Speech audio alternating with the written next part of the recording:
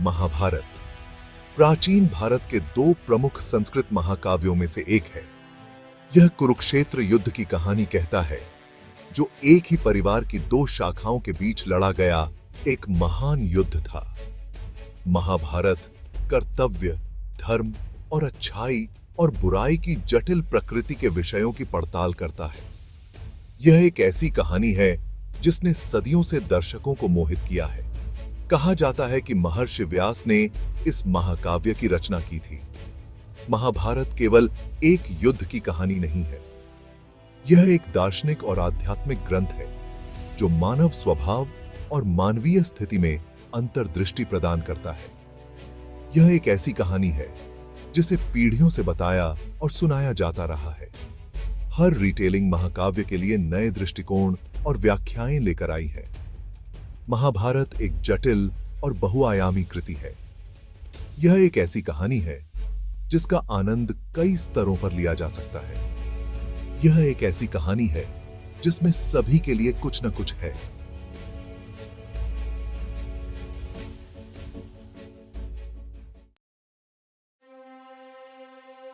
महाभारत के केंद्र में पांडवों और कौरवों के बीच संघर्ष है। चचेरे भाइयों के ये दो समूह हस्तिनापुर के सिंहासन के लिए संघर्ष में बंद हैं।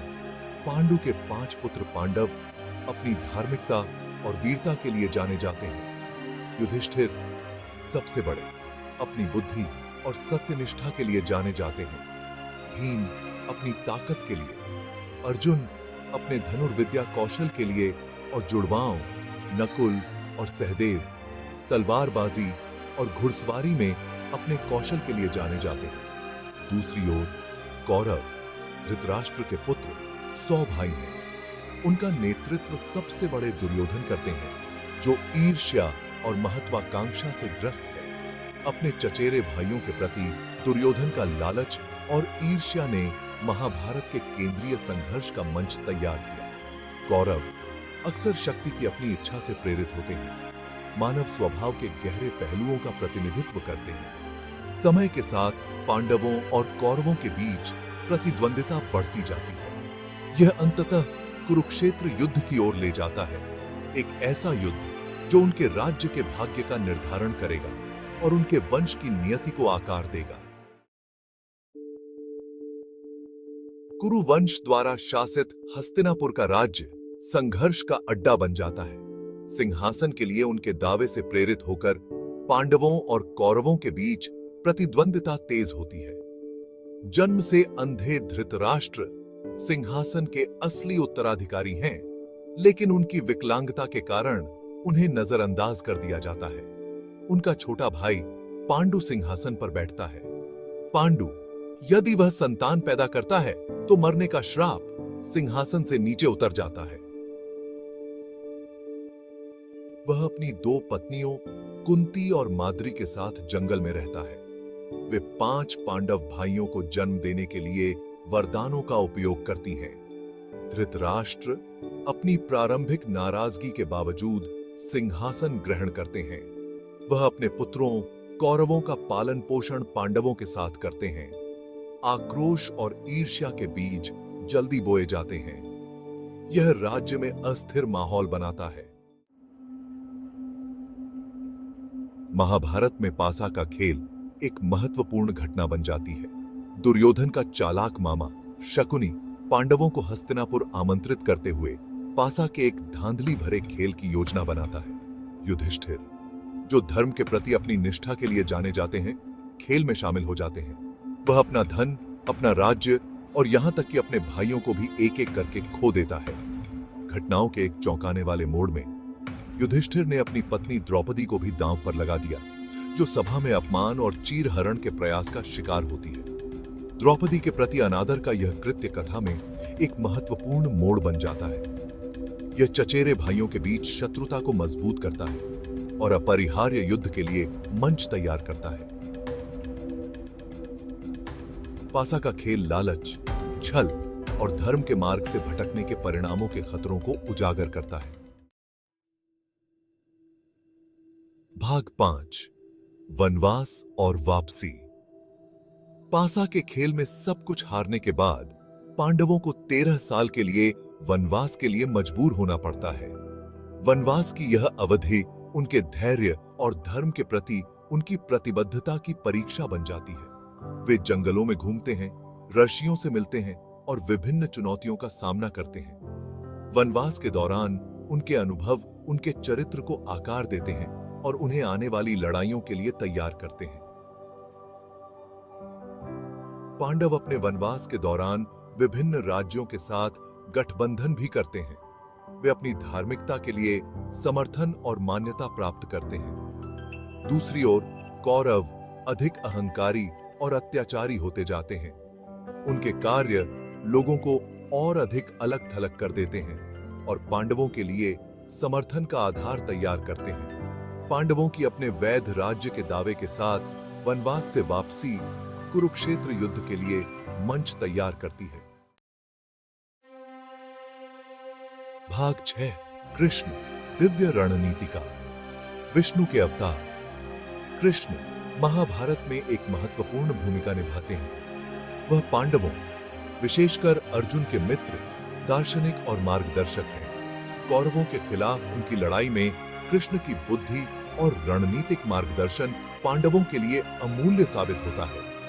कृष्ण की भूमिका अर्जुन के मात्र सारथी होने से कहीं आगे जाती है। वह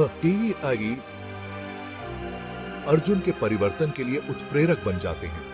वह युद्ध के मैदान में अर्जुन के कार्यों का मार्गदर्शन करने के लिए भगवद गीता का उच्चारण करते हैं, जो कर्तव्य, कर्म और वास्तविकता की प्रकृति पर एक गहन प्रवचन है। महाभारत में कृष्ण की उपस्थिति कथा में एक दिव्य आयाम जोड़ती है। वह धर्म के सिद्धांतों का प्राय एम्बॉडीमेंट करते हैं और घटनाओं के पाठ्यक्रम को बुराई पर अच्छाई की अंतिम विजय की ओर ले जाते हैं। भाग 7 कुरुक्षेत्र का रणभूमि। कुरुक्षेत्र युद्ध पांडवों और कौरवों के बीच संघर्ष की परिणति महाकाव्य अनुपात की लड़ाई है। यह न केवल भौतिक युद्ध के मैदान पर बल्कि नैतिक और आध्यात्मिक स्तरों पर भी लड़ी जाने वाली लड़ाई है। युद्ध का मैदान एक ऐसा मंच बन जाता है जहां मानव स्वभाव की जटिलताएं, विकल्पों के परिणाम और धर्म और अधर्म या अधर्म के बीच संघर्ष सामने आते हैं। युद्ध में दोनों ओर के प्रसिद्ध योद्धाओं की भागीदारी देखने को मिलती है। कुरु वंश के पितामह भीष्म कौरवों के लिए अद्वितीय वीरता से लड़ते हैं। पांडवों और कौरवों दोनों के गुरु द्रोणाचार्य स्वयं को विरोधी पक्ष में पाते हैं। एक दिव्य नियति के साथ पैदा हुए दुखद नायक कर्ण अपनी असली वंशावली को जानने के बावजूद दुर्योधन का साथ देते हैं। लड़ाई में महान वीरता, बलिदान और विश्वासघात के क्षण दिखाई देते हैं। यह एक ऐसी लड़ाई है जहां सही और गलत के बीच की रेखाएं धुंधली हो जाती हैं और नायकों को असंभव विकल्प बनाने के लिए मजबूर होना पड़ता है। भाग 8 विजय और त्रासदी।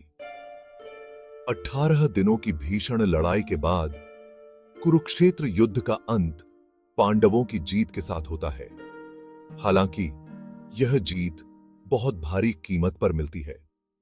युद्ध के परिणाम स्वरूप अनगिनत योद्धाओं की मृत्यु हुई, जिनमें दोनों ओर के प्रिय मित्र और परिवार के सदस्य शामिल थे। पांडव हालांकि विजयी हुए, युद्ध के भावनात्मक और नैतिक परिणामों से जूझ रहे हैं। युद्ध विनाश और क्षति का निशान छोड़ जाता है। यह संघर्ष के विनाशकारी परिणामों और युद्ध की निरर्थकता की स्टार्क याद दिलाता है। महाभारत युद्ध की त्रासदियों को चित्रित करने से नहीं कतराता है। यह दुहक, हानि और युद्ध द्वारा व्यक्तियों और समाजों पर छोड़े गए लंबे समय तक चलने वाले निशान को चित्रित करता है। पांडवों को अपनी जीत के बावजूद एक बिखरे हुए राज्य और युद्ध से फटे समाज के पुनर्निर्माण के लिए छोड़ दिया गया है। भाग 9 कालातीत ज्ञान। भगवद गीता महाभारत के महाकाव्य आख्यान के भीतर आध्यात्मिक ज्ञान का रत्न निहित है।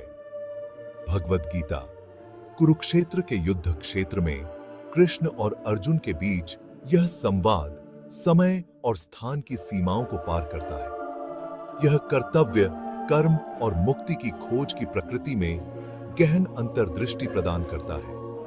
भगवद गीता उन दुविधाओं का समाधान करती है जिनका सामना अर्जुन को अपने ही परिजनों के खिलाफ लड़ने की संभावना से जूझते समय करना पड़ता है। कृष्ण की शिक्षाएं परिणामों से लगाव के बिना अपने कर्तव्य का पालन करने, एक उच्च शक्ति के प्रति समर्पण करने और आत्म साक्षात्कार की तलाश के महत्व पर जोर देती है।